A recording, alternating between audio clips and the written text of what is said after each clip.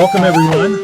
This is a long time coming. We've been talking about this podcasting venture for a very long time, and now here we are in 2021, and we're making it happen. So I've got across the hall in his own office, Mr. Kevin Neilson. Kevin, great to have you here today. Thanks for having me. Yeah, and I'm Eric Dahl, and this is episode 1 of the Gravitational Pull podcast. So thanks for joining us, everybody. We wanted to start off with a fairly generic topic today for our first episode, which is best practices for your business in 2021. And obviously, we live in a very interesting time. We live in a very challenging time, but lots of things going on, lots of ideas to explore. But when it comes to business, how are businesses getting ahead? How are they making a difference? How are they getting ahead of the competition, so to speak, in 2021? And we'll start there. So, Kevin, when I say, hey, if somebody wanted to know the best course of action to get their business into gear in 2021, where would you start? Well, good question. I guess, right when kind of COVID hit last year, I think we had a number of clients that we help basically say, look, I'm not online.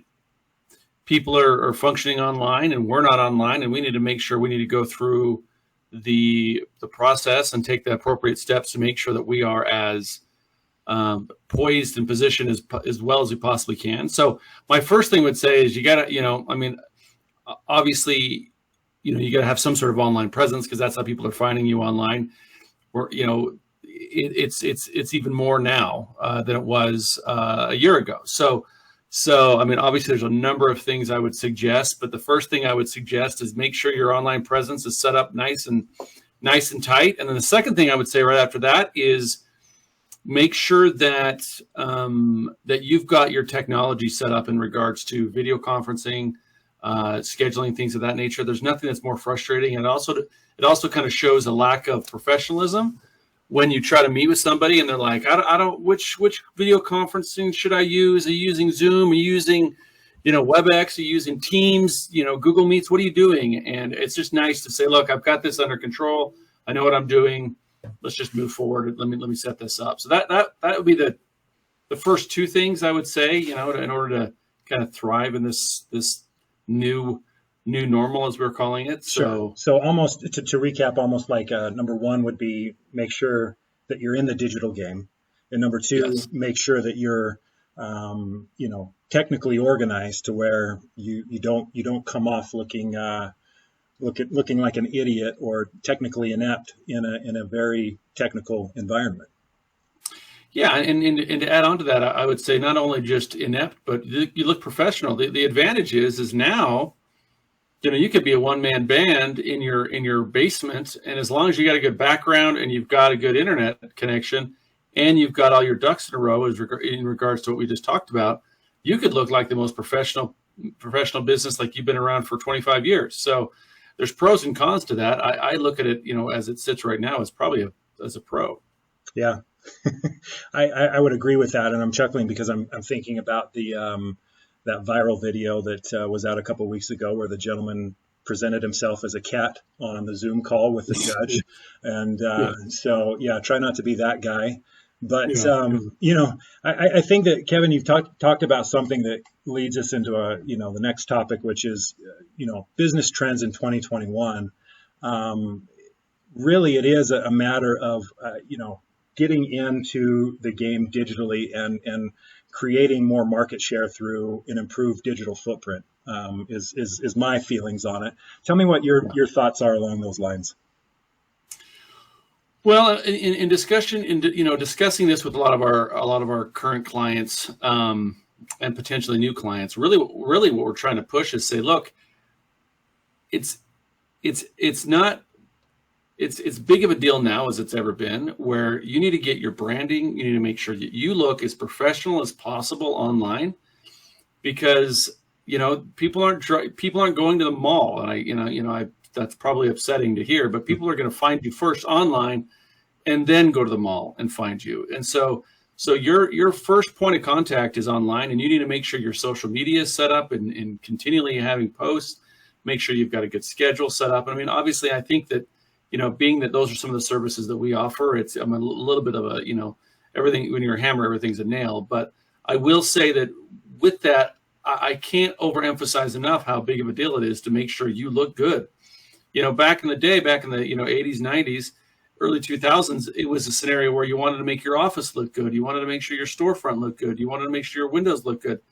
Now, all that's condensed into one digital footprint through a number of different avenues, primarily your website, what your email looks like when you send out emails, and what your social media looks like, LinkedIn, Facebook, Instagram, and just look. And then when someone calls you, make sure you don't have a dirty old mattress behind you, or make sure you don't have a, I mean, you can make it whatever you want. You can make it look whatever you want. So, I mean, you style the way that, you can style the way your background is. You can put a digital one up in there, but just look the part. Look the part. And it's interesting because you mentioned social media before, and I think that, as I've done research coming into this topic today, I've seen statistics about social media over and over again. And one of those statistics that I found was through SEMrush. It said that 94% of marketers are using social media for distribution right now, which is not shocking I don't think anyone would find that shocking, but it does speak to the staple that is social media right now, and how important of a component of your marketing mix to drive results is to have representation in social platforms. Yeah, we just brought on a new client a couple of weeks ago, and our strategy was, look, make sure we're going to get you to show up in Google, like when people are looking for you, which is where people go. But then in addition to that, because they're a service-based business, so they're going to go to Google and search for the service and find it locally. But then the next thing after that is, okay, they find you there, but then they want to validate that you're actually a legitimate company and you do good work. Well, where are they going to go for that? You're going to go to social media. So you can't just think that you need to attack, one prong. You got to. It's a two-prong or a three-prong approach on however you go about it. So it's just another way of validating that you are legitimate, that you care about how you present yourself and what you represent as a company. Yeah, and the great thing is you're talking about these the social outreach. The thing that comes to my mind is just knowing the power in those social tools. As far as the targeting is concerned, in particular, the way that these platforms allow us to target clients and customers is really quite remarkable. And so, in 2021, understanding who your core customer is it's a very important element, but knowing that the platforms know how to connect with those core customers, it gives you such an advantage. And you've heard me say this, Kevin, but I've said before, whether it's to clients or to friends, it's in the day and age of traditional media, thinking about television, radio, newspapers, marketing and advertising was done. Really, it was kind of like a slot machine where you'd put in your ad spend and you'd hope for the best. Whereas now we live in a day and age where using a social platform like a Facebook or an Instagram, it's much more detailed. And instead of a slot machine, it's like a vending machine. It's like, okay, yeah, I'm going to walk up and put my ad spend in, and this is exactly what I want. And we know we're going to get results because those are the ads that are going to go right in front of the core customer that we've identified as who our main target is. Yeah, I mean, you're going to get results. Sometimes the results you're not going to like them. I mean, sometimes you choose a nut roll, right? And those are gross. So, but at the end of the day, they're for 85-year-olds. But you know what you're going to get. So, and so it still gives you data as opposed to just like I put it out there with the number of clients we've had where we've done large campaigns or small campaigns over an extended period of time. And the results just is that maybe this service doesn't work, or maybe that product isn't well sold in this arena. So So, but yeah, I mean, it is more of a vending machine type scenario, and it's important to make sure that. I think it's important to, in addition to that, though, not to get too into the weeds here, is that you track everything, because you can set up ads. I mean, how many times have we talked to somebody who goes, "Oh, I've thrown up some ads," Sure, and it's like, "Well, how are they doing?" I think they're doing well. yeah, It's like, no, you got to go through the process. You got to make sure you have all your tracking in place. You need to decide beforehand what your conversion is. Set up your landing pages, set up your pixels, set up your phone number, set up your contact forms, set up your goals within Google Analytics. Get all those things buttoned down and ready to go. So by the time you launch that sucker, you know whether it's working or not, and you know whether your conversions are happening. So a lot of times there's a lot of setup up front to make sure that you actually do know that you've purchased a Kit Kat as opposed to a nut roll. yes, or a Snickers. I prefer Snickers, both better than nut rolls for sure. My son really likes Snickers as well. I do too. Good. Well, I think that obviously understanding the core customer is imperative. Another thing that I talk about a lot, and especially in today's day and age, is concise offerings. I was telling a friend of mine the other day who's much younger than I am what emails used to look like in 2005, 2006, whereas like you'd sit down and type out this beautiful penned letter of sorts, and now we live in the day and age of a text message. And I feel like, the messages that we put out, the ads or the marketing, they are very headline-esque. They're very text message-like, where it's very short and to the point, because we don't have attention spans like we used to. No. Now, when I worked at eBay, the phrase was you had 7 seconds. 7 seconds, otherwise they're going to be gone. Now, granted, that was in 2006, 2000, little ways ago, but still, this point is still stands. We got about 7 seconds. We probably have less now. Email marketing is more like a newspaper nowadays, where you've got your header and you're above the fold, and make sure that you get their attention. And if you do, they'll scroll a little bit further down, and you've got your calls to action. But yeah, attention spans are much lesser, and I can only imagine. I don't know if that was correct English, much lesser. I don't think that's how you're supposed to say that, but a lot less. But I do know that I'm sure it's only going to get worse, because I know that my kids, man,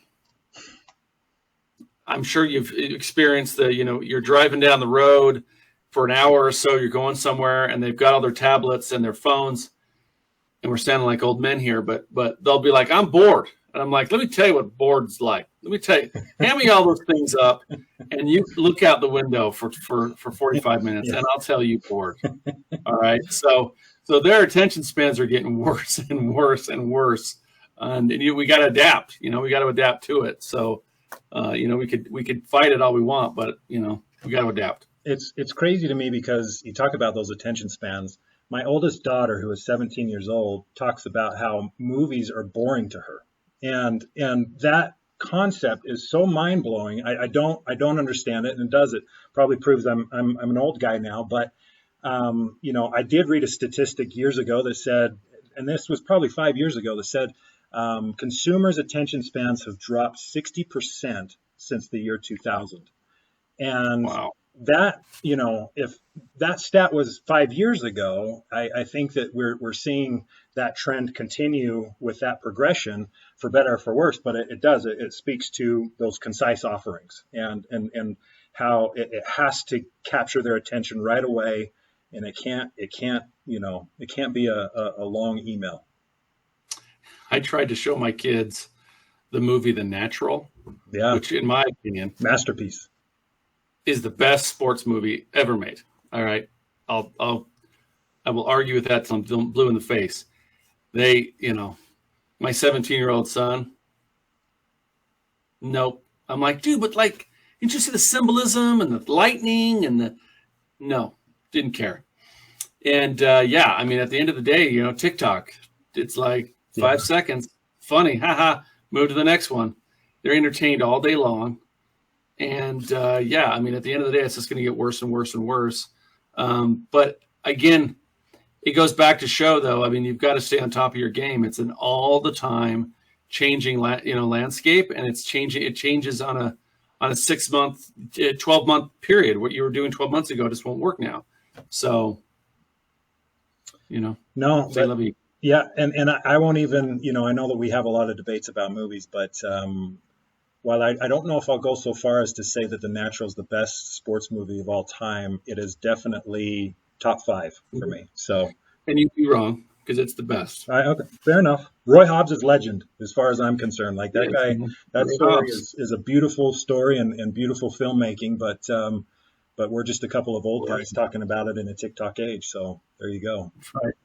It's the best there ever was, the best there ever will be. So here's my question for you, Kevin, is if we're talking about these concise offerings and learning Yeah. how to stay ahead of the competition, I think that, it's business 101 to say we have to double down on our competitive advantages. We have to understand what makes us different. What are the differentiators between our business and our competitors? How would you recommend that to, a client or to another business who would say, hey, Kevin, how do I determine that? What does that look like?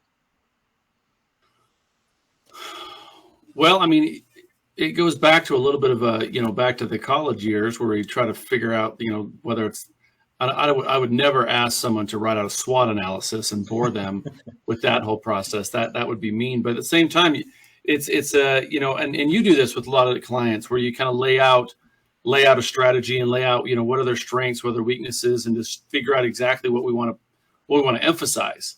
But it does take a little bit of time to really sit down and kind of have some introspection and say, why am I any better than the guy down the street? But I will say that you have to figure out what that is, and once you find what that is, that's your hook. Then you got to ram that home. I mean, we had some guys the other day in the office that were insurance agents, and there's nothing more humdrum in the world than insurance. And they had convinced us, they convinced me that they were different, and they explained it. They were different, and made me think maybe I should change my insurance because these guys are great. And that's the key of a good differentiator. When someone says, maybe I should change, maybe I should do something different, because once you find that differentiator, and you've got to find it, you just can't say, well, we're just average. We're like everybody else. You got to find something. Otherwise, if it's got to be enticing enough to encourage change. But once you figure it out, then you run with that. You just run that all the way to the bank. And I love that because you mentioned that you've got to ram that message down, multiple times. And I think about it for those of you who are going to be watching, or listening into this podcast moving forward, you're going to figure out pretty quickly that Kevin and I are both diehard sports fans. And so, when it comes to a sports analogy in this case, I think of it as just a steady dose of jabs, jab, jab, jab with that differentiator. And then eventually you'll get to the uppercut or the hook or whatever, where you'll ask for a stronger call to action. But if you keep reminding them, again, going back to the conversation of attention spans and really kind of rising above the fluff, so to speak. Rise above. Yeah, you've just gotta continue to go to that same message so that it resonates. And then after it has resonated, then you can either go for the uppercut or double down with the stronger call to action and hopefully get some good results with that. But I love what you said about that. So, Kevin, I've got a couple of other points that I wanted to make, but if I were to throw the ball over to you and say, what matters most? If above everything that we've talked about today, what's the best practice for your business if you're a business owner in 2021? Well, the difference is, I would say the difference is this, in 2021 is, and we've been dealing with this a little bit internally, like how do we want to set up our business now? How do we want it to operate? How do we want it to run? I don't know if what's important, besides the things that we already mentioned, online presence, make sure your branding's solidified, make sure you got your technical stuff set up correctly, make sure you know what your differentiator is, and then set up a campaign, however you want to go about that. And just keep ramming it home. Now, on another level of that, you got to think about a few other things, like how do I want to operate as a business going forward? We've got clients that come to us at different stages in their career. I mean, in their business. Some of them have, a substantial amount of employees. Some people try to outsource everything. But I think right now, if you've had employees who've been working from home, how are you going to make that adjustment once we're in a post-COVID society, world, so to speak? I think it's going to be a hybrid of what we were doing before and what we were doing during. But I do think that there's some major things that are not going to go back to the way it was. I'm not going to go as far as I think Salesforce came out recently. It was a couple of weeks ago, said the 9 to 5 is dead. Mm-hmm. I don't think that's true. I still think that we're still going to work between those, 8 to 10 hours. But I don't think coming into the office every single day is going to be the scenario. I mean, I enjoy it because I like coming into my office. Sure. But I don't think everyone has to do that. I think it's going to be some sort of hybrid between you come on certain days, or maybe half the team comes on one day and another. Or what's also going to make it nice is you can hire someone in a different area. I know that we have clients all over the kind of the western side of the United States, and it'd be really easy now to throw someone in another city and say, all right, you're going to work remotely, and it's going to be very, very easy. So there's some good positives that we took away from the last 12 months. But to circle back to what you were saying before, decide on a strategy and then roll with it, and just keep doing that same strategy, and make sure that you've decided on it and you roll with it. But obviously, what we always say, pivot if you need to, but sure. But making a decision and rolling with it. Yeah. And I think that consistency element, for marketers in particular, it's like consistency is everything, just as it is with so many other things in life, right? Is if the effort is consistent, you're going to see results. And I think that is absolutely the case. The only other thing that I'd throw into the equation is, I feel like in the last several years, we've seen a little bit of a pivot going from businesses versus focus on people within those businesses, almost like a people-centric focus, where the general idea is, at the end of the day, people are going to do business with who they know, who they like, and who they trust. And so It's like, I think, okay, are you likable? And do you have the value behind your businesses, whether it's a product or a service, that is going to generate that value for a client or a customer? But above all that, are you likable? I'm at the point in the game now where, I'm probably halfway through my career, and I'm at the point where I don't want to do business with people I don't like anymore. I just want to do business with people who I know, who I like, and who I trust. And Granted, that's utopia and probably will never be reached, and that's fine. But there is something to be said about being the type of person that attracts others, and using that to your benefit within your business. Yeah, I couldn't agree with you more. I mean, obviously, we all have the people that we don't love working with. I think we all in a hope and pray that one day we'll be able to say, this client that's kind of always negative and negative Nelly or a Debbie Downer, we can say, hey, no, we're not going to work with them anymore. And I'm sure we'll that's when hey, life's really good. Life's really good when you don't have you're going to say, because I mean, a lot of times, we say we only work with who we want to work with, and that is true. Mm-hmm. But sometimes you don't know these people until, these organizations or the culture until, 6 months in or 3 months in. And true colors surprise you sometimes. It's hard to say, like, you've committed to me, but because I don't like you, I don't want to work with you anymore. Sure. But I've got a client right now that we're in the process of getting things buttoned down. And my guess is once I get to where I feel like this particular client's stable and off to the races and things are moving really well, we're going to give them one of these. But at the end of the day, I think it is important to like who you work with, though, because life's too short to be working with people that are just, like I said, Debbie Downers all day. That's no fun. No fun at all. So we'll wrap it up with that thought. But, now that we're at the end of podcast episode number 1, I'm already looking forward to episode number 2. And this has been a fun exercise. And stay tuned, folks, because we got a lot more coming down the pipeline. But thanks for joining us today. We've got Kevin Neilson, who is CEO of Gravitate Online. I'm Eric Dahl, and once again, thanks for joining us, everyone. Thanks, Eric.